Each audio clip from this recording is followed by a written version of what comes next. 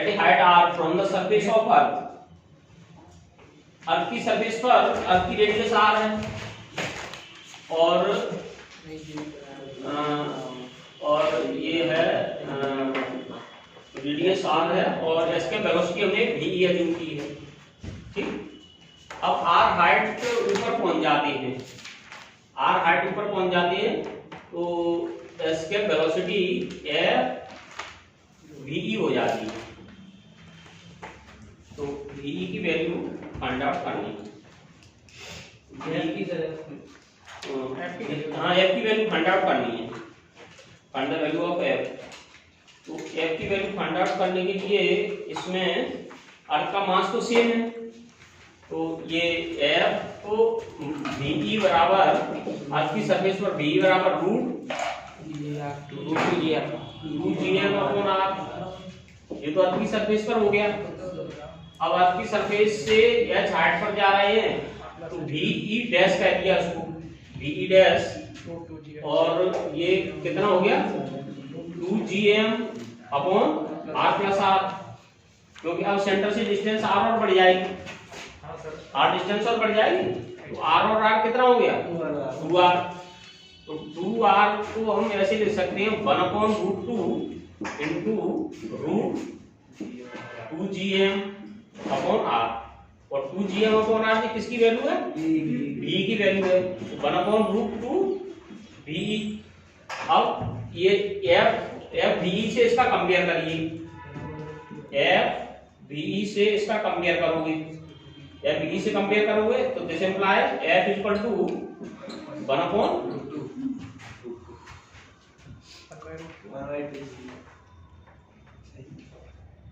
इसका कंपेयर कर दोगे, कंपेयर करने में आएगा। ठीक, क्वेश्चन बोल देना था ये क्वेश्चन ऐसे है,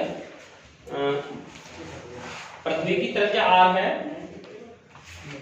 पृथ्वी की त्रिज्या r है,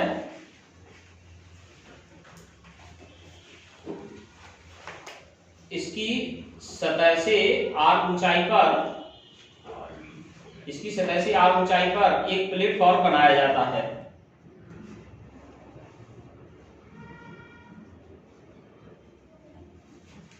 जहां पलायन वेग FVE है, जहां पलायन वेग FVE है तथा पृथ्वी की सतह पर पलायन वेग VE है,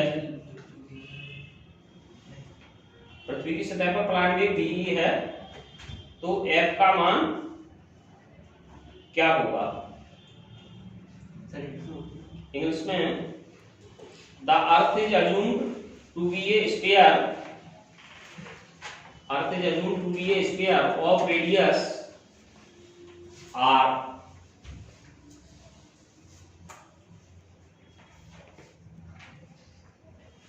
of radius r, a platform is arranged at a height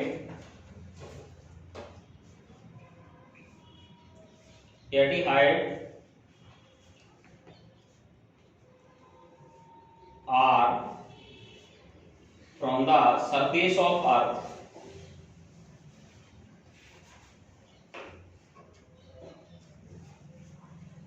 from the surface of earth,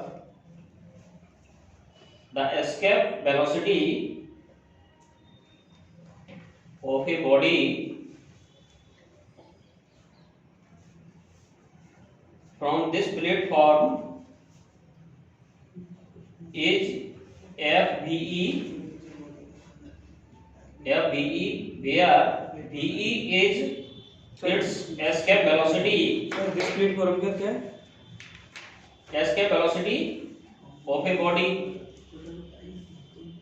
from this platform is FVE, where VE is the escape velocity from the surface of the earth. The value of F is, the value of F is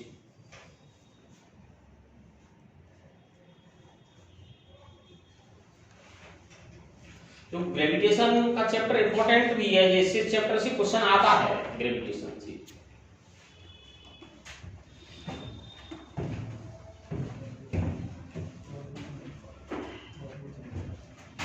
sir note कर लें।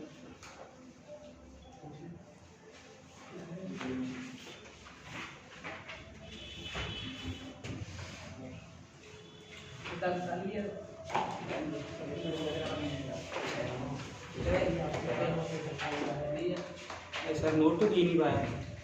Note तो कर ही नहीं था। Question note नहीं कर पाया? अगर क्वेश्चन तो आ रहे थे ना आपने पानी। अच्छा मैंने कहा ठीक है।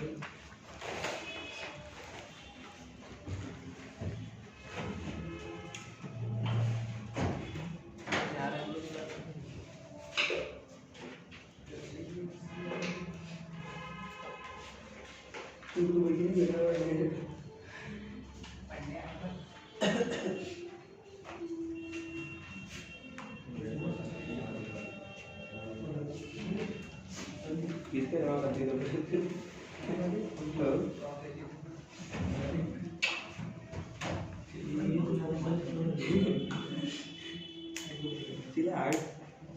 तो ये कल हमने इलास्टिसिटी शुरू कर दी थी कल। नहीं सर लास्ट में लिखा है 20 पूछा है। 20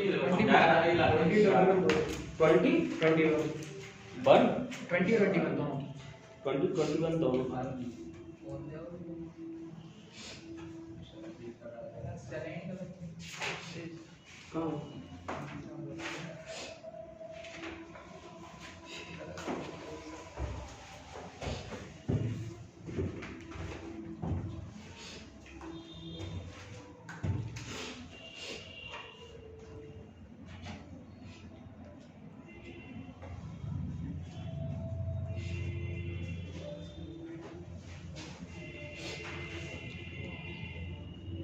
देखो 21 तो हमने करा दिया है तुमको। 21 ये करा दिया है कि अर्थ की सरफेस पर एक बॉडी का वेट है कितना 250 न्यूटन। अब अर्थ की सरफेस से आधी गहराई पर जा रहे हैं, तो जितनी गहराई पर जैसे आधी गहराई पर जाओगे तो वेट भी आधा हो जाएगा। क्यों? जी प्रोपोर्शनल आर होता है, उतना ही कम हो जाएगा। जी प्रोपोर्शनल आर होता है। तो जैसे यहाँ पर 250 न्यूटन है, तो आधी गहराई पे जाओगे तो कितना हो जाएगा? 125 न्यूटन हो जाएगा। ठीक।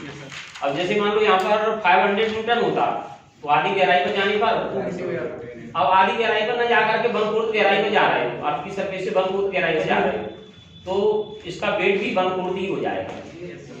ठीक। और एक object an object of mass raised from the surface of earth at a height equal to radius of earth that is taken from r to 2r from the center of earth, but the gain in its potential energy। तो इसमें r से 2r height पर ले जा रहे हैं, और इसके लिए फार्मूला होता है r1 माइनस r2। इसके एक्सप्लेनेशन में वो फार्मूला दिया नहीं है। देखो एक इंटीग्रेशन कर देते हैं r से 2r, यानी फाइनल पोजीशन है कितनी 2r है, और इनिशियल पोजीशन कितनी है r है। तो फाइनल पोजीशन ये फार्मूला है। जैसे अर्थ की सरफेस पर फार्मूला, अर्थ की सरफेस पर फार्मूला ये होता है, अर्थ की सरफेस पर एक तो फार्मूला ये होता है g mm/r। लेकिन अगर हम इस वाले केस में जब जैसे बहुत ज्यादा दूरी के केस में जाते हैं, तो फिर हम उसमें g की वैल्यू को क्या कर देते हैं, g बहुत हाइट पर g की वैल्यू नेग्लेक्टेड कर देते हैं। और g की वैल्यू नेग्लेक्टेड, उस केस में फार्मूला ये होता है, जैसे 2r हाइट पर फार्मूला है, तो 2r हाइट पर फार्मूला हो जाएगा minus G M upon 2r, और r हाइट पर फार्मूला हो जाएगा कितना minus G M upon r। एक देखो दो केस है इसमें, एक केस तो ऐसा होता है कि जिसमें हम अर्थ पर पोटेंशियल एनर्जी को जीरो लेकर के हम कैलकुलेशन करते हैं, जब जी की वैल्यू में बहुत ही कम वेरिएशन होता है। जैसे अर्थ की सरफेस से एच 8 पर जा रहा है, अर्थ की सरफेस से एच 8 पर जा रहा है, तो फॉर्मूला ये लगाते हैं पोटेंशियल एनर्जी किसके बराबर होती है, वर्क डन के बराबर होती है। तो फॉर्मूला ये लगाते हैं पीई बराबर mgh। लेकिन जब हम बहुत ज्यादा ऊंचाई पर चले जाते हैं तो जी की वैल्यू में वेरिएशन हो जाता है, जी की वैल्यू वेरिएशन हो जाता है, तो फिर हम इस फार्मूले का यूज करते हैं -2gm minus r gmm upon r यहाँ पर आपके सेंटर से डिस्टेंस है। तो इसमें फार्मूला ये लगाओगे gmm हायर पोजीशन में से और लोअर पोजीशन को माइनस कर दोगे, तो इन दोनों की पोटेंशियल एनर्जी का डिफरेंस ये हो जाएगा -gmm अपॉन 2r, और ये माइनस करोगे और माइनस में तो gmm अपॉन r। अब इसको ये तो प्लस का हो जाएगा, तो कितना बचेगा, ये प्लस का हो गया -gmm upon 2r plus gmm upon r। अब इसमें से 2r एलसीएम ले लो, 2r एलसीएम आ जाएगा तो ये होगा -gmm और यहाँ पर प्लस का 2gmm। अब कितना बचेगा, g ये कैंसिल हो जाएगा और gmm अपॉन 2r।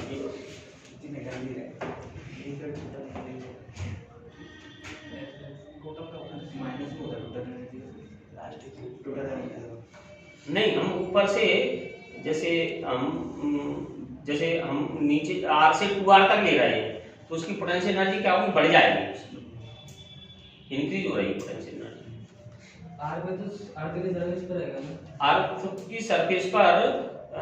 अर्थ की सरफेस पर हम जैसे पोटेंशियल एनर्जी को लेते हैं कितना, जीरो लेते हैं। ये कब उस केस में लेते हैं जीरो, जब हम बहुत ज्यादा हाइट तक नहीं जा रहे हैं। जैसे हम नहीं तो जैसे ज्यादा हाइट तक जाते हैं तो जी की वैल्यू में वेरिएशन हो जाता है, तब फिर फार्मूला ये बात लगाते हैं। एक देखो, एक इंटीग्रेशन करके तुमको एक इंटीग्रेशन वाला फार्मूला और बता देंगे इसका, उसमें पोटेंशियल एनर्जी को इंटीग्रेशन करके निकाला गया।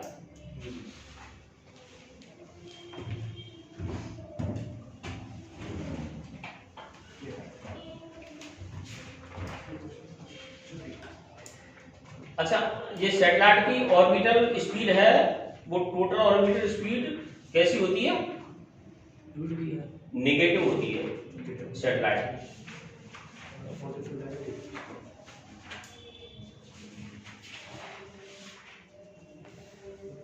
देखो ये फार्मूला तुम चाहो तो हम तुमको निकाल के बता देंगे किसका, ये R1 से R2 हाइट तक ले जाती है।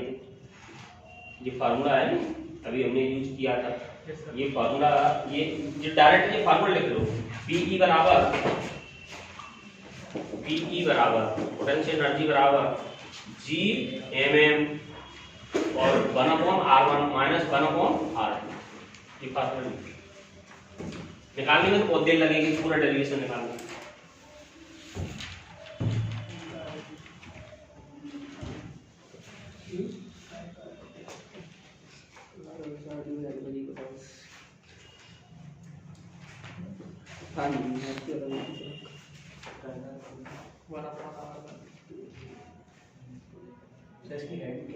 इसकी हेडिंग ये है gravitation potential energy if the point is very large distance from the surface of earth। गुरुत्वीय स्थिति ऊर्जा जब बिंदु पृथ्वी की सतह से बहुत अधिक ऊंचाई पर है। Gravitation potential energy if the point is very large distance from the surface of earth।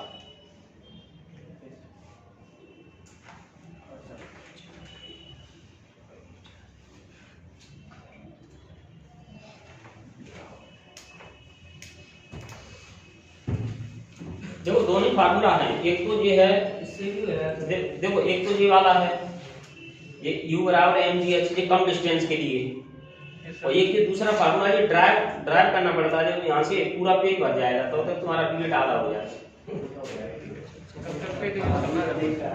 किसी की इच्छा होगा तो भी हमारे से वेट कराएंगे। क्या बोल रहा है ये से बुलाएंगे, करवा देंगे। चल रही है तो चलेगी।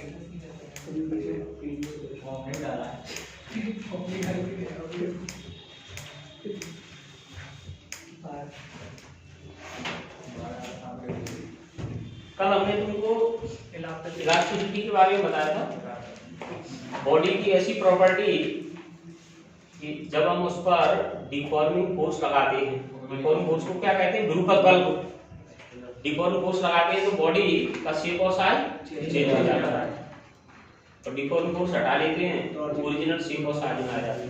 डिफॉर्मिंग फोर्स क्या होता है? डिफॉर्मिंग फोर्स जो एक्सटर्नल फोर्स हम बॉडी पर लगाते हैं, जैसे तुमने स्प्रिंग को खींचने के लिए फोर्स लगाया तो इस फोर्स को डिफॉर्मिंग फोर्स कहोगे, और स्प्रिंग के अंदर फोर्स जो प्रोड्यूस होगा वो उसको तुम्हारे फोर्स का अपोजिशन करेगा, उस फोर्स को कहेंगे रीस्टोरिंग फोर्स।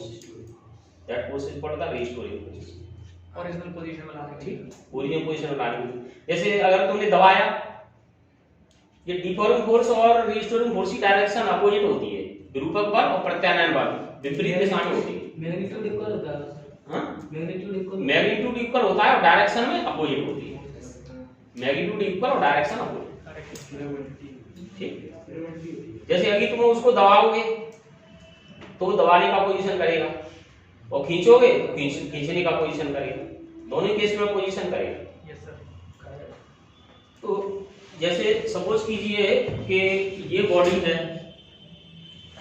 और इस पर तुमने डिफॉर्मिंग फोर्स लगाया, इसका एरिया ऑफ क्रॉस सेक्शन है ए, ये area of cross section, area of cross section कहते हैं इस वाली एरिया, इस पर फोर्स लगाया है F, तो इतना ही इसके अंदर रीस्टोरिंग फोर्स प्रोड्यूस हो जाएगा।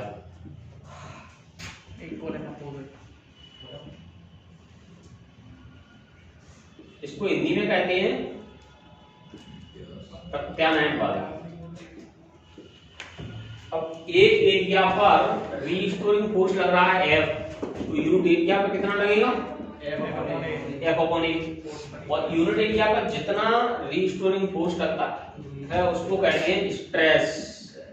स्ट्रेस यानी ये प्रतिबल कहलाता है, ये फोर्स अपॉन एरिया, इसको हिंदी में कहते हैं प्रतिबल।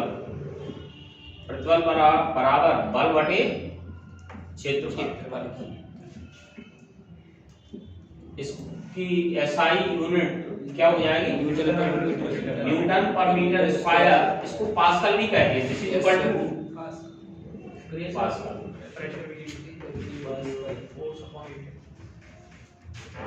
प्रेशर और स्ट्रेस में डिफरेंस क्या है?